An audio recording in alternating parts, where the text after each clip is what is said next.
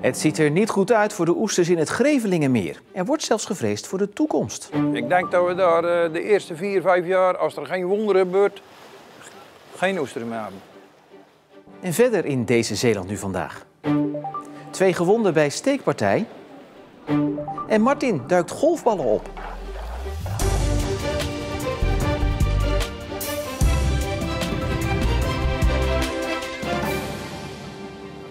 Goedenavond. Het gaat slecht met de oesters in het Grevelingenmeer. Volgens lokale kwekers is de overgrote meerderheid van de oesters die opgevist wordt dood.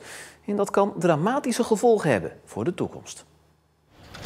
De overgrote meerderheid van de oesters die uit het Grevelingenmeer komen, zijn dood. De lokale kwekers schatten het percentage overleden oesters zelfs op 80%. We konden niks meer vinden. Dan enkel maar lege schelpen, dode schelpen. Aardrechtslag. Ik heb het eigenlijk nog nooit zo gezien sinds 1991, toen of de Bonamia er was.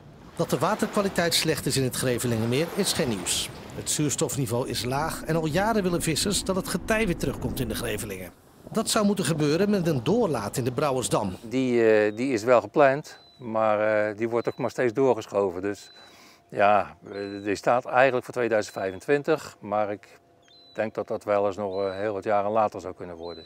Dus ja, dat schiet niet echt op. Om oesters te kunnen kweken worden eerst schelpen op de bodem gegooid. Daarop kan zich dan oesterbroed vestigen. En vanuit dat oesterbroed groeien dan weer grote oesters. Ongeveer een kwart van alle oesterpercelen in Zeeland liggen hier achter mij in het Grevelingenmeer. De vraag is alleen hoe lang nog. Want een groot aantal vissers zijn nog gestopt met het uitstrooien van schelpen. En over een paar jaar worden hier dus geen oesters meer opgevist. Ja, dat kost behoorlijk wat geld. Dus als de kwekers het niet zien zitten omdat ze denken dat er geen oesters kunnen groeien, ja, dan gaan ze ook die schelpen daar niet zaaien. En dat gebeurt nu inderdaad. We hebben er heel wat die dat niet meer aandurven. Ja, het doet heel veel pijn. Want het is natuurlijk met name ook de platte oester die daar voorkwam. Hè?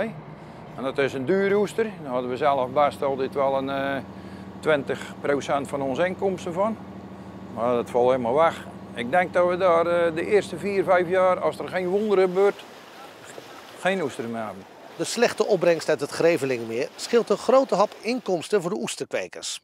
De percelen worden gehuurd van de overheid en daarom vragen ze de overheid nu om hulp. Als je wel de pacht moet betalen en je kunt niks verdienen, ja, dat is niet goed. Dus ja, we zijn ook wel bezig bij de overheid om te kijken of we pachtvermindering kunnen krijgen, maar ja, daar zijn ze niet zo happig op. Het oesterseizoen opent dit jaar op 22 september. Bij een steekpartij in Middelburg zijn gisteravond 2 gewonden gevallen, waaronder een man van 28 ernstig. Een kwartier na het incident is een verdachte aangehouden op het AZC-terrein in Middelburg. De man was zelf ook gewond. Het winkelend publiek reageert geschrokken op het incident. Dat is schrikken, ja. Dus ik zag bloed en de slachtoffer ligt op de grond. Dus wij probeerden zo snel mogelijk gewoon die wond dicht te houden. Ja, het zet je aan het denken, hè? Je vraagt jezelf wel af, kan je alles nog zeggen? Kan je nog met iemand in gesprek gaan als je iets niet met elkaar eens bent? Kan je nog een discussie met iemand gaan? Want het is niet meer zomaar ruzie maken, hè? Het is triest dat er zo snel met messen wordt gezwaaid, hè? Vorige week in Vlissingen, nou in Middelburg. En het gebeurt wel vaker. Het lijkt haast gewoonte te worden. Naar de aanleiding van de steekpartij wordt nog onderzoek gedaan. De verdachte zit nog vast.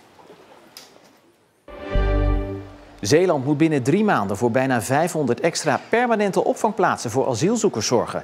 Dat heeft staatssecretaris Van den Burg laten weten aan de provincie, gemeente en woningcorporaties. Op dit moment telt Zeeland 1 permanent AZC in Middelburg met 340 plaatsen. En dat moeten er 814 worden. De permanente opvang moet komen in Goes, Middelburg en Terneuzen. De 16.000 bomen die de Zeeuwse Milieufederatie weggeeft zijn allemaal op. De boompjes konden vanaf gisteren 9 uur besteld worden door iedereen die een tuin heeft. Nog voor 9 uur vanochtend werd de laatste gereserveerd. Vorig jaar was de actie voor het eerst. De ZMF deelde toen 6.000 gratis bomen uit. Het doel van de ZMF is om op termijn 380.000 nieuwe bomen te planten in Zeeland. Voor iedere inwoner 1. En er werd jaren over gepraat en nu is het klaar. Een museum in het geboortehuis van Etty Hillesum in Middelburg. Hillesum is vooral bekend door haar dagboeken over haar leven als Jodin in de Tweede Wereldoorlog. Het geboortehuis is behalve een museum vooral ook een kenniscentrum. Er is ook ruimte voor jonge mensen om hier te komen, om te studeren en zich verder in het leven van Etty Hillesum te verdiepen. Er is een film, er is een computerprogramma waar u naar hartelust in kunt bladeren, waar de dagboeken in zitten. De geschiedenis van Joods Middelburg kunt u hier lezen en ook de stamboom van de familie Hillesum. Ondanks dat er veel te zien en te lezen is over het leven van Hillesum, zijn er voor Mientje Blijenberg 2 dingen in de collectie die voor haar heel bijzonder zijn. Er zijn 2 brieven uit Westerbork en dat is werkelijk, daar krijg ik nog steeds, als ik dat lees, kippenvel van. En hoewel het museum al open is, wordt het zondag pas officieel geopend. Hoe goed je ook kunt slaan, bij iedere golfer belandt er wel zijn bal in het water langs de golfbaan. De bodem van die vijvers en sloten ligt dan ook bezaaid met balletjes. Maar die zijn van kunststof en dat is dan weer slecht voor het milieu. Martin Rijn uit Zierikzee is daarom een bedrijf begonnen om die golfballen een tweede leven te geven. Ja, de cirkel rondmaken, hè? Dus het recycle-idee erachter. Ja, het zijn natuurlijk hartstikke goede ballen. Dus waarom zou je een nieuwe bal kopen als je zo'n bal ook nog kan gebruiken? Een van de golfbanen die gebruik maakt van zijn diensten is Gevelingenhout in Bruinisse. En dat bevalt prima. Nou, daar waren we ontzettend blij mee, moet ik eerlijk zeggen. Want ballen, dat zijn natuurlijk toch ongerechtigheden die in de natuur terechtkomen. En die kun je beter kwijt zijn. Hier op Gevelingenhout hebben wij meegedaan aan GEO. Dat wil zeggen dat we een bepaald kwalificatie hebben. Dus we doen er alles aan om die natuur zo schoon mogelijk te houden. En dan moet die ballen, dat plastic, dat moet natuurlijk eigenlijk verwijderd worden. Nou, en Martin was daar een uitstekende oplossing.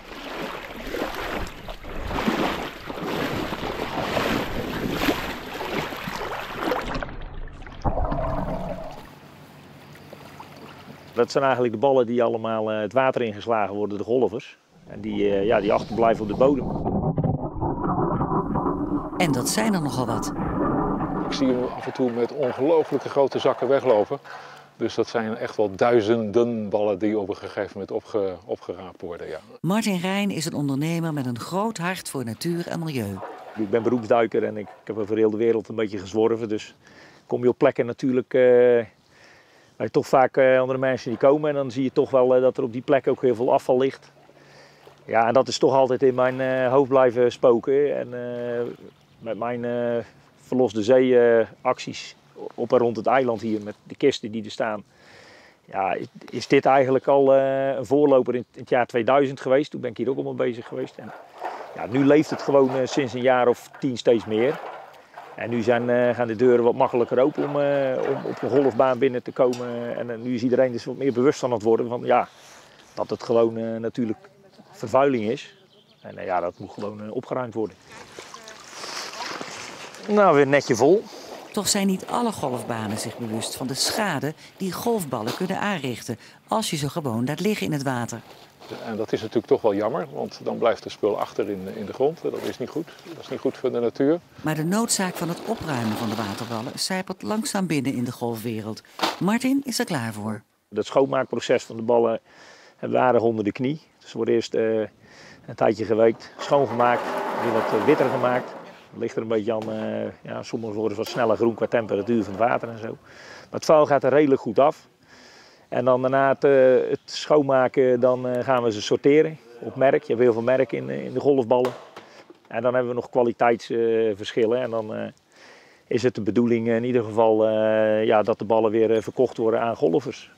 Dus in plaats van nieuwe dure golfballen kopen, is dit eigenlijk de gedachte dat je gewoon ballen herbruikbaar zijn.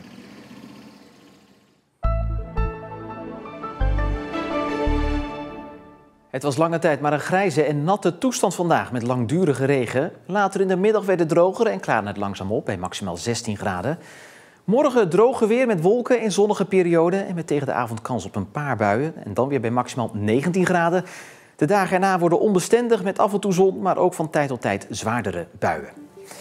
En ja, met dit opbeurende nieuws zijn we weer aan het einde van Zeeland Nu van vandaag. Nog een fijne avond en graag tot morgen.